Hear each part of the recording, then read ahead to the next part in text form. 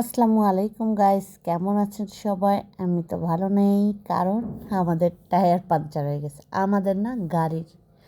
আমরা এক জায়গায় গিয়েছিলাম, সেখান থেকে আসার সময় গাড়ির টায়ার পাংচার হয়ে গেছে এবং এমনভাবে হয়েছে যে অনেক বড় দুর্ঘটনা থেকে আমরা বেঁচে গিয়েছি। যাই হোক, ড্রাইভার অনেক ভালো ছিল, তাই কন্ট্রোল করে নিতে পারছে। এই জন্য আমরা সেই সবাই সুস্থ আছি, ভালো আছি, সেরকম কোনো দুর্ঘটনা ঘটে নাই। আর এখানে দেখেন, মাঠের পাশে এটা হয়েছে, আর এই দিক দিয়ে সে সুন্দর মাঠ, সরিষা ক্ষেত, এবং সবাই আমরা যারা যাত্রী ছিলাম বাইরে হাঁটা চলাফেরা করতেছিলাম।